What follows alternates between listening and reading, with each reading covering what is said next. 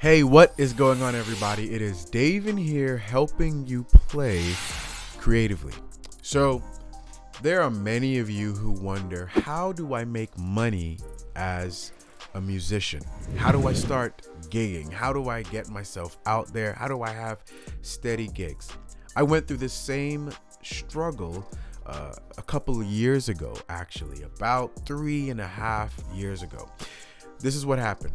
My boys were about to be born, and I knew my wife was about to go on maternity leave. And when she was going to go on maternity leave, we weren't going to get any maternity pay. So, and the reason for that is because she switched jobs while she was pregnant. So I knew I needed to make more money for my family. And so I knew I had this gift, and I said, okay, I need to figure out how to get more gigs. I called a buddy of mine. His name is Josh, great bass player. And I actually really do still to this day look up to Josh as a mentor. Something I don't even really tell him, but I've always looked up to him because in college he knew he was going to be a bass player, and he wasn't going to go into traditional teaching education, right? He was going to be a bass player, and he was going to gig, and that was going to be how he would provide for his family. So I called Josh and I say, Josh, how do I start doing this? And Josh laid out a real simple plan, but I'm not joking when I say that plan worked. Josh said to play anywhere for free, and he said, but play in some strategic places, okay? And he said, whenever you play for free, all right? So always introduce yourself to everybody, network, or you're wasting time. And then he says, always be your best, okay? So play anywhere for free. These places can include churches, they can include, venues, dive bars, clubs, find bands that are just up and coming. They're starting off. Try them all out. You don't know what's going to work, right? You're throwing a lot of eggs into different baskets, but one of those are going to work. And I'm going to tell you my story of how I did that. And then a couple of those worked out for me. And then when you do that, make genuine friends with those people, okay? Don't just be there and have them feel like you're using them or you're just in it for gigging. Become genuine friends with them. And that often is a challenge, because if you have a family at home, you often just want to go to the gig, especially if you're not making any money, and then you just want to turn right back at home, especially if you have pressure from your spouse. But try to make genuine friends with them, and then always be on your game. Always know the music, okay? So this is what happened with me. I did what Josh said. I went on Craigslist and I found every opportunity I could to play for free. I joined a band that was really starting out.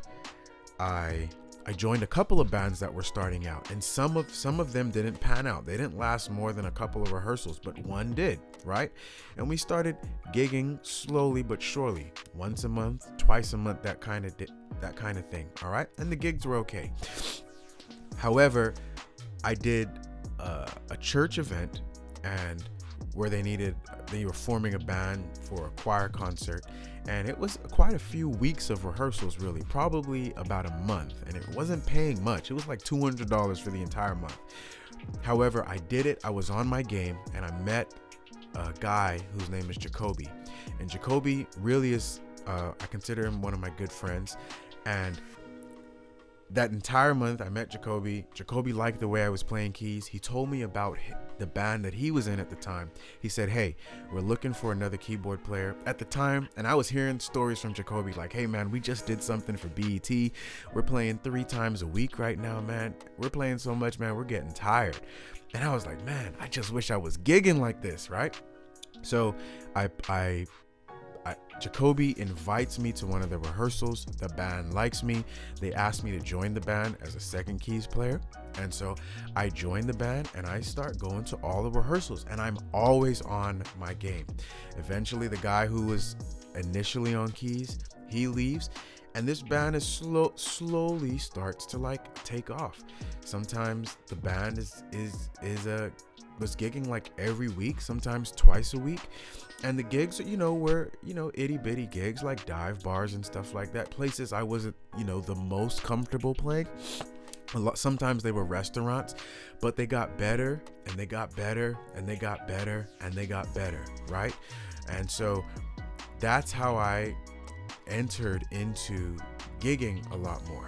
While this is going on, I learned about calling around to different, clubs and places, venues. And I started calling around, and I realized, oh my gosh, if you just pick up the phone and call people, sometimes they need bands and they're willing to, negotiate with you right there on the phone. And that's exactly what we did. We sent them a package, and they one place accepted it, and that place still calls that band to this day, even though I don't perform at that band anymore. Right? So that's what I suggest you do. So let me just review for you. All right. Be willing to play anywhere for free. Okay. When you go and this could be churches, this could be, if you're comfortable, venues, clubs, dive bars. Now, if you are uncomfortable, if this you feel as though, hey, this is influencing my relationship with Christ, then don't do it. But I'm just telling you what I felt comfortable doing, and I knew my limitations. Okay, and then any band that's up and coming. So those were those places. When you go there, make genuine friends, network. All right.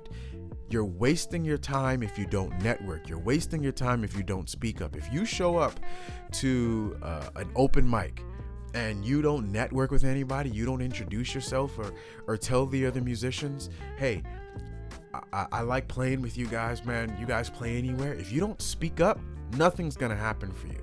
And I spoke up, and I'm glad I did with Jacoby, because all those guys in that band, I consider them really good friends, even to this day, right? And so speak up, all right? Make some noise. And then always be on your game, okay? That's absolutely essential. Never be caught slipping. You want the respect.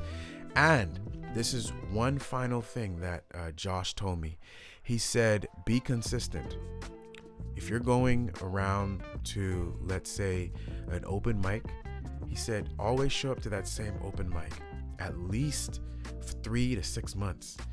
Let the guys become familiar with you, because what happens is if you're out of sight, you're out of mind. And when it comes time for a gig, you may be a great piano player, or a great bass player or whatever, drummer. But when it comes time for somebody to think about who to call for the gig, it's honestly who first comes to mind. You might have all these people in your phone, but it's honestly who first comes to mind. All right. So you always want to be on their mind.